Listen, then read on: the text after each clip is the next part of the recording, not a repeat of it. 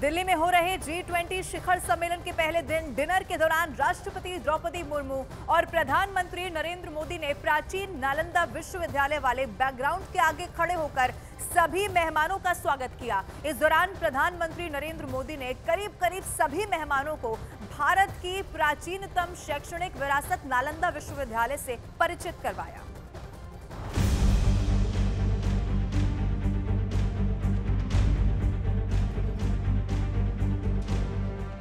ऐसा क्या था नालंदा विश्वविद्यालय के इस पोस्टर में कि ऐसी कौन सी खास बात थी नालंदा विश्वविद्यालय की इस तस्वीर में, और ऐसा जानने और बताने लायक क्या था नालंदा विश्वविद्यालय की अवशेष वाली तस्वीर में कि राष्ट्रपति के डिनर में आमंत्रित हर विदेशी मेहमान उसके बारे में जानने के लिए बेकरार रहा और खुद देश के प्रधानमंत्री और राष्ट्रपति हर मेहमान को नालंदा विश्वविद्यालय की इस तस्वीर के बारे में जानकारी देते नजर आए। आखिर पीएम मोदी ने विदेशी मेहमानों को नालंदा विश्वविद्यालय से परिचित कराने का फैसला क्यों लिया, ये सवाल हर किसी के मन में उठा।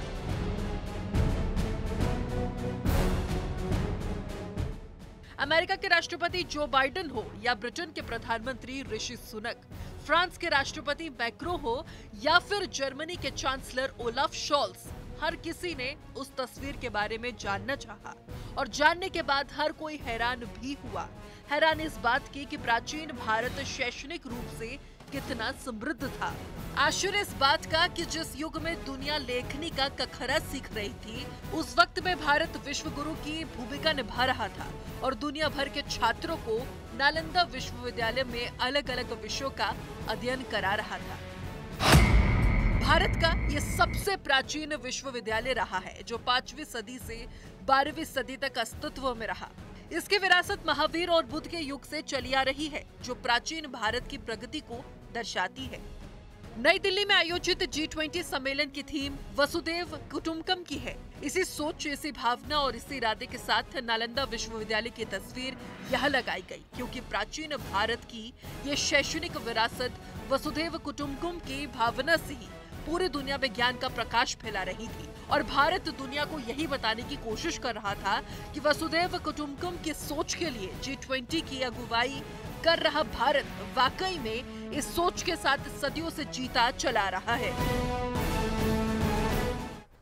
और आज G20 सम्मेलन के दूसरे दिन 4 बड़े कार्यक्रम आयोजित होंगे, जिसमें बैठक शुरू होने से पहले सभी विदेशी नेता राजघाट पहुंच जाएंगे, जहां वो राष्ट्रपिता महात्मा गांधी को श्रद्धांजलि अर्पित करने वाले हैं। और फिर इसके बाद सभी नेता भारत मंडपम वापस लौटेंगे, जहां वो G20 की यादगार बैठक के रूप में वृक्षारोपण भी करने वाले हैं। इसके बाद सभी नेता तीसरे सत्र में हिस्सा लेंगे। तीसरे सत्र की थीम वन फ्यूचर रखी गई है। तीसरे सत्र के साथ ही G20 सम्मेलन का समापन हो जाएगा और सभी विदेशी मेहमान अपने अपने देश को लौटने लगेंगे। लेकिन कई देशों के नेता भारत के साथ द्विपक्षीय बातचीत के लिए यहां रुकेंगे, जिनके साथ पीएम मोदी बारी बारी से द्विपक्षीय बातचीत करेंगे और इसी दौरान उन देशों के साथ कई अहम समझौते भी किए जा सकते हैं।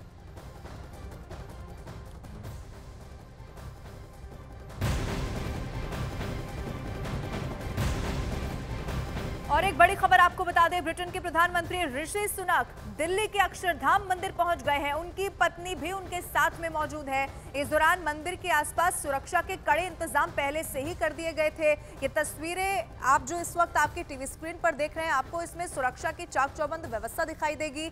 आपको ऋषि सुनक का काफिला दिखाई देगा, क्योंकि पहले से तय कार्यक्रम था, इसीलिए अक्षरधाम मंदिर के आसपास की सुरक्षा व्यवस्था चाक चौबंद कर दी गई थी। ब्रिटेन के प्रधानमंत्री ऋषि सुनक जब यहां हिंदुस्तान पहुंचे तो उनकी तरफ से पहली इच्छा यही जाहिर की गई कि वो अक्षरधाम मंदिर जाना चाहते हैं। इससे पहले भी कई बार वो ये गर्व से कह चुके हैं कि मैं गर्व से कहता हूं, मुझे बहुत गर्व होता है कि मैं हिंदू हूं। वो कई बार इससे पहले भी मंदिर में जा चुके हैं, गौ पूजा कर चुके हैं और एक बार फिर से आज अक्षरधाम मंदिर पहुंचे हैं ऋषि सुनक।